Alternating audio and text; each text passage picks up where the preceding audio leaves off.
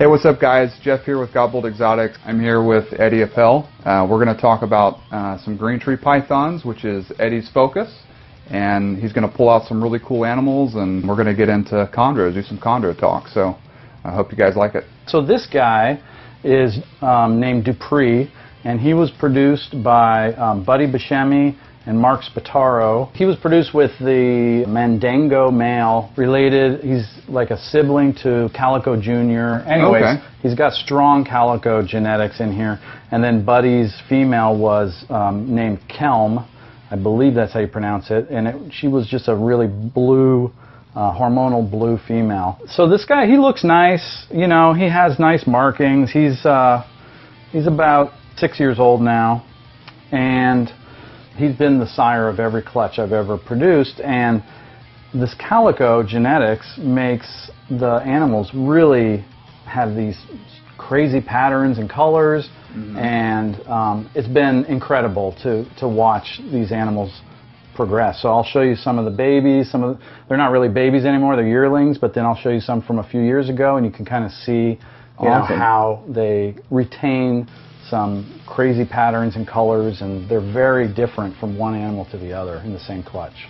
Yeah, one thing I like about him is you can see like the black flecks and the I guess subtle white and yellow markings. I think it's really cool on a green snake. Yeah. That's one of the things I've always liked about him. And if you catch in the right light, you can also see like some blue that kind of comes in along the sides. Sure. Yeah, and there's some blue along the ridge here that you know, when I take pictures, I usually take them out in the backyard, and that blue comes out really strong. But yeah, in this light, you're not going to see it as much. So for anybody that's maybe not super familiar with the chondro bloodlines, these are mostly designer animals. So you have the localities for green tree pythons, but then you have a little bit more of selective breeding that's gone into some of the designer bloodlines. And the Calico bloodline originated with Greg Maxwell, and he really kind of fine-tuned it.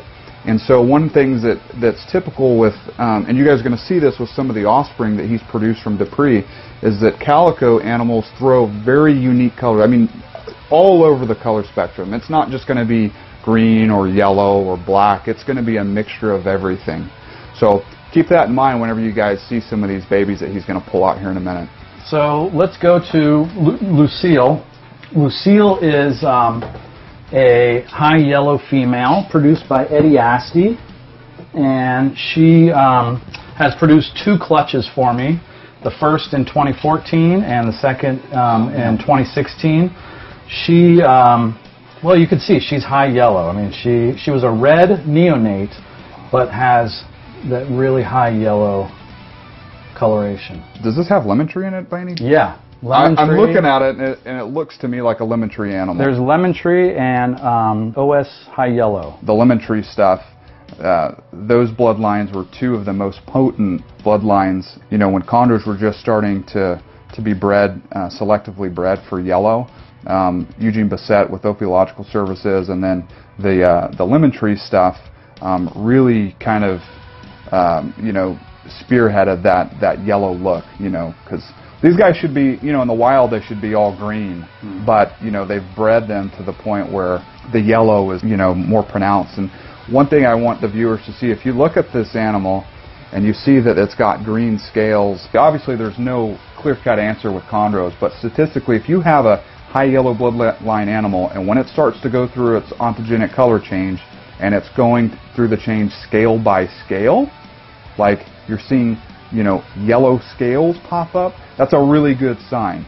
A lot of times whenever it's more of a green wash, because a lot of these are yellow neonates or red neonates, and then you get that green wash, that's when you may not have as much yellow as you would typically have.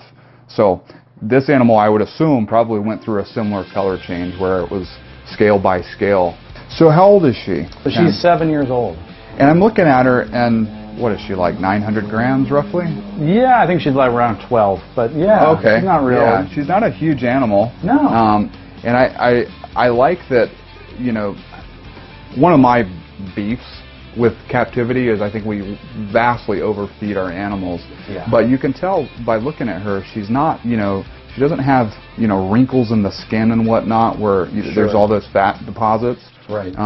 One of the other things I love about this animal, and I don't know if you can see it through the camera, is if you zoom right up here, you can actually see her baby pattern from when she was a red neonate. So these little diamonds right here. Now that's one thing that's really cool about red babies. Whenever they mature, a lot of times that pattern you can see it into adulthood. So that's one thing I really like about her, and I love the contrast of the eyes with the the speckling on the head and everything. I just think she's absolutely beautiful. So this is Ghost. He is a 2014 kid from the Lucille Dupree pairing, and he was a red neonate and started changing and changed into kind of an orange color, and that was it. He just stopped changing. So he has some really interesting features of his color and pattern. Primarily, obviously, is this beautiful orange color. You get kind of a bright orange to a light orange down at the bottom here. And then also the pattern, the diamonds on his back, just never went away, and they have almost this kind of purplish outline to the diamonds. And then finally you get like spots like this, which I don't even know what that is. It's just shows up randomly. It's not a pattern, it's just a red spot. There's another one over here. Those are red scales. They're red scales. They're just like maroon red or bright red that just came up. I thought it was blood at first, but they've been there for years now, a couple of years, and they've never changed. So he is an incredible animal. Probably, I'd have to say, my favorite animal that I've ever produced. And yeah. Look at I'm looking at the animal and I'm seeing that there's actually different color yellow here. There's actually it's like white, and there's kind of like some butterscotch scales. And when I was talking earlier about calico animals, like this is, you've got all different colors here that are just popping up scale by scale. That's totally a calico thing. And with green tree pythons, they're not predictable as what they're going to look like as adults, but when you have selectively bred bloodlines that are fairly potent in a certain pairing, you can kind of get somewhat of an idea of what they're going to look like as an adult, or at least a range of what you're guessing they're going to be. And this animal, I would say, is probably going to be a very, very high yellow, multicolored animal as an adult. I mean, this one's 3.5 years old, and I don't think it hasn't changed in over probably a year and a half. It hasn't. Wow. Every time it sheds, it's exactly the same. So I think it's done changing for the most part. Right.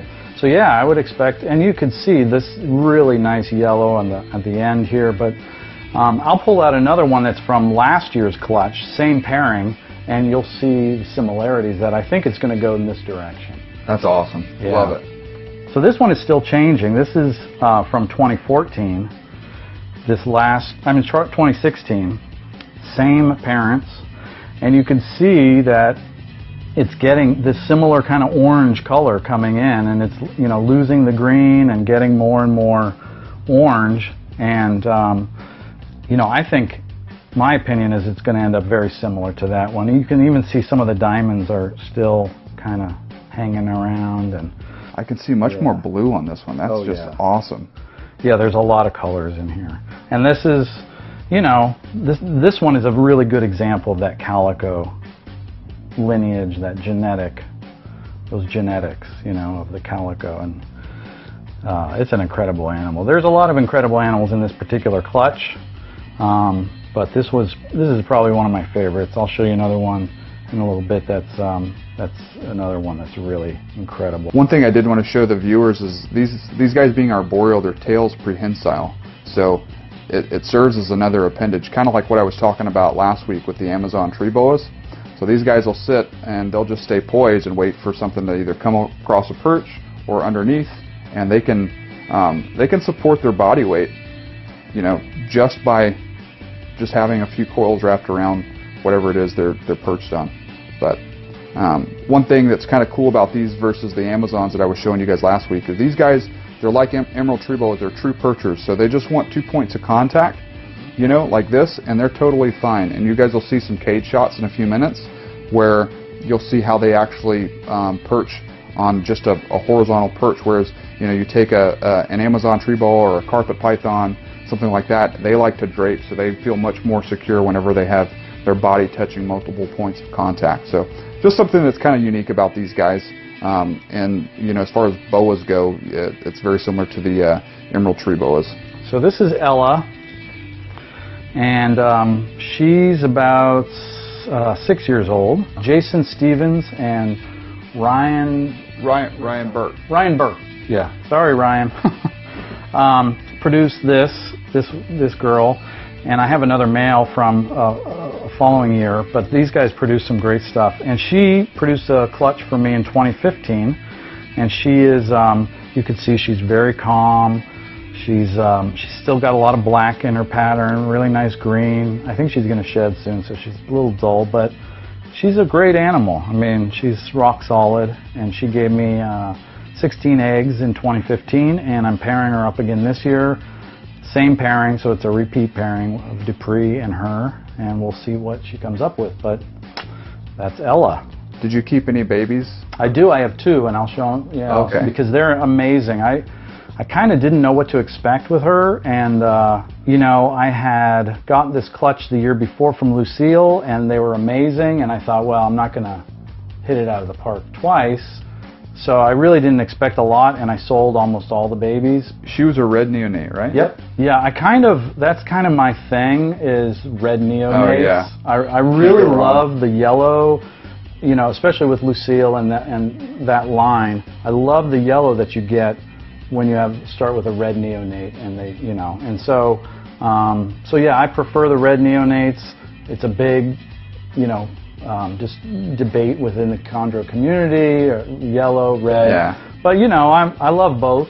Mm-hmm. But if I'm gonna keep some to produce later, I prefer the red babies.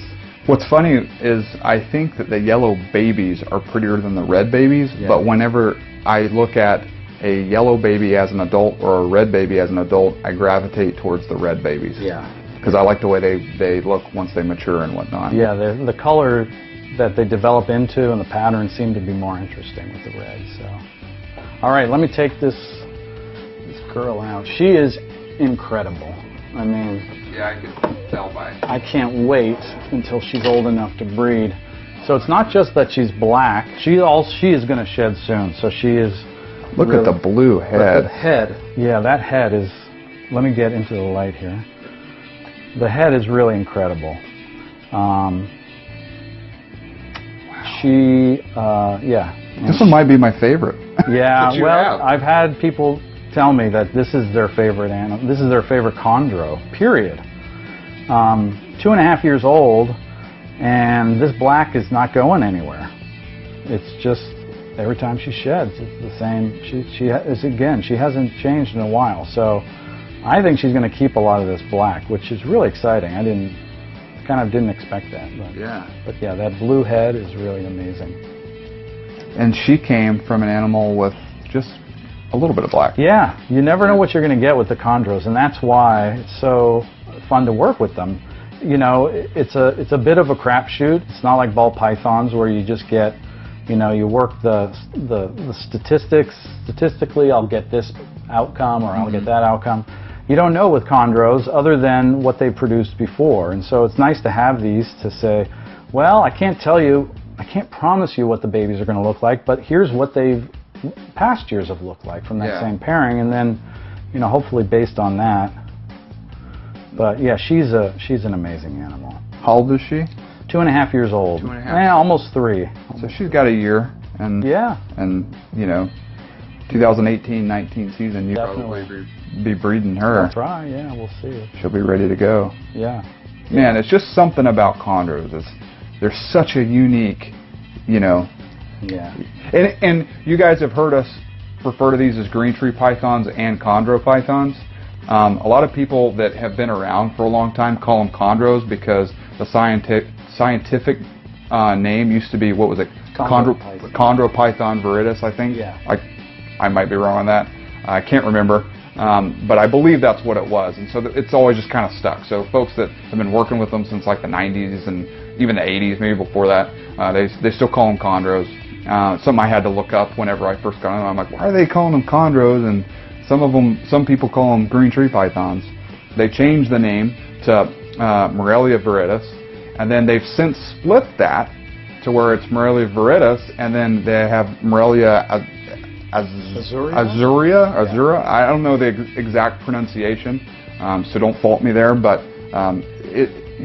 the work that's gone into these guys genetically to kind of distinguish between different locality types and whatnot is really, really cool. Yeah. It's not as big of a deal with the designer stuff because these guys are more going for like phenotype and kind of getting that really bizarre look that what you wouldn't typically see in the wild. So they're not as concerned with, locale and stuff like that. But a lot of the purity guys like Ryan Young, if you're listening to this, very much into the lineage of it. Is it going to stay like this locale and what the parents like and grandparents and everything like that. So they put more emphasis on the locale than they do the actual bloodline. So like with these animals, you're going to see a lot of emphasis on the bloodline, with these calico and the high yellow stuff. So that's one of the things that, is the driving value point with these animals. Why they cost so much is because there's been 20 years of selective breeding, breeding siblings to siblings and then outcrossing them to make sure that the gene pool stays diverse enough to where you're not going to have imperfections in the offspring and whatnot, and then crossing it back into siblings to make sure you're keeping that gene of whatever it is you're going for very, very potent and strengthening that phenotype. So that's what you see here. That's a very, very selectively bred animal. That's why you see such a, you wouldn't find an animal like this in the wild most likely. No. So. Nope, probably not. If you did, you should capture it. And bring it to the U.S. Yeah, bring it.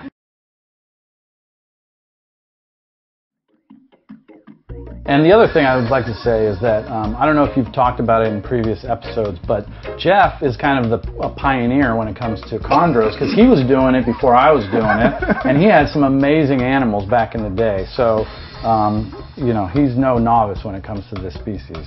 Yeah, I guess that's one thing I probably should have started with is coming over here is a little nostalgic for me because I used to keep chondros exclusively. I don't feel like a pioneer at all, but I love the species a lot, and I love the designers just as much as I love the locale stuff. And so coming over here, seeing some of these animals, seeing some of the stuff that Eddie has, and kind of looking back and seeing where, I used to have some of the same bloodlines a long time ago, and it's really, really cool for me, just from a nostalgic, aspect. So, sure. Hey, it's awesome. Siblings. And they don't even know it. No. I'm here with Eddie Apple. Is it Eddie Apple or Appel? Appel. Let me redo it. Okay. I never know how to pronounce your last name. That's okay.